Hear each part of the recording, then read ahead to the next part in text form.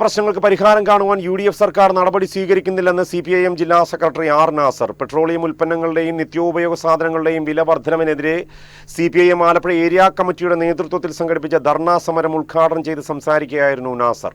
Petroleum ഉൽപ്പന്നങ്ങളുടെയും നിത്യോപയോഗ സാധനങ്ങളുടെയും വിലവർധനവിനെതിരെയാണ് CPM നേതൃത്വത്തിൽ ആലപ്പുഴയിൽ പ്രതിഷേധ പരിപാടികൾ സംഘടിപ്പിച്ചത്. വിവിധ ഏരിയ കമ്മിറ്റികളുടെ നേതൃത്വത്തിലാണ് കേന്ദ്ര സർക്കാർ ഓഫീസുകൾക്ക് മുന്നിൽ പ്രതിഷേധ മാർച്ചും ധർണയും നടത്തിയത്. ജനകീയ പ്രശ്നങ്ങൾക്ക് പരിഹാരം കാണാൻ യു.ഡി.എഫ് സർക്കാർ നടപടി സ്വീകരിക്കുന്നില്ലെന്ന് CPM ജില്ലാ സെക്രട്ടറി ആർ നാസർ പറഞ്ഞു. ആലപ്പുഴ ഏരിയ കമ്മിറ്റിയുടെ നേതൃത്വത്തിൽ പാസ്പോർട്ട് ഓഫീസിന് മുന്നിൽ സംഘടിപ്പിച്ച ധർണാ സമരം ഉദ്ഘാടനം ചെയ്ത് സംസാരിക്കുകയായിരുന്നു അദ്ദേഹം. അധികാരത്തിൽ വന്നതിന് ശേഷം പെൻഷൻ കൊടുക്കാൻ വേണ്ടി തീരുമാനിച്ചില്ല. ആയിരക്കണക്കിന് കോടി രൂപ പെൻഷൻ എവിടുന്ന? ഖജനാവിൽ നിന്ന് എടുത്തല്ലേ കൊടുക്കുന്നത്. അപ്പൊ ഖജനാവിൽ പണം ഉണ്ടായിരുന്നു, ഇപ്പോഴും പണമുണ്ട്.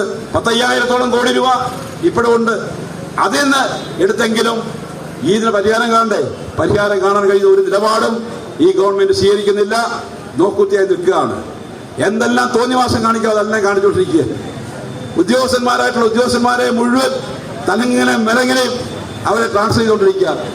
ആരുടെ ഉത്തരവിന്റെ അടിസ്ഥാനത്തിൽ? NGO അസോസിയേഷൻ നേതാക്കന്മാർ കൊടുക്കുന്ന ഉത്തരവിന്റെ അടിസ്ഥാനത്തിൽ ഉദ്യോഗസ്ഥന്മാരെ മുഴുവൻ അങ്ങോട്ടും ഇങ്ങോട്ടും തട്ടുകയാണ്. അതുകൊണ്ടിരിക്കും. കഴിഞ്ഞ ദിവസം സർവീസ് സംഘടന ആൾക്കാരുടെ അവിടെ വലിയ പ്രതിഷേധം നടക്കുന്നു. ഭരണത്തിൽ വന്നു കഴിഞ്ഞപ്പോൾ എന്ത് തോന്നിവാസം കാണിക്കാവുന്ന രൂപത്തിലേക്ക് എത്തുകയാണ്. എന്ത് തോന്നിവാസം കാണിക്കുക? അതിനുവേണ്ടി ഒരു മടിയും കാണിക്കുന്നില്ല. ഇതുമാതിരി ജനകീയ പ്രശ്നങ്ങളിൽ ഒന്നും ഇടപെടാനും കഴിയുന്നില്ല. ഈ രൂപത്തിൽ ജനങ്ങൾക്കാകെ പ്രയാസം ഉണ്ടാക്കുന്ന രൂപത്തിലേക്കുള്ള സമീപനമാണ് തുടക്കത്തിലെ ഈ ഗവൺമെന്റ് വന്നിട്ടുള്ളത്. NGO അസോസിയേഷന്റെ നിർദ്ദേശപ്രകാരം ഉദ്യോഗസ്ഥരെ സ്ഥലം മാറ്റുകയാണെന്നും അദ്ദേഹം ആരോപിച്ചു. അജയ് സുധീന്ദ്രൻ, കമ്മിറ്റി അംഗം PV പവനൻ തുടങ്ങിയവർ സംസാരിച്ചു.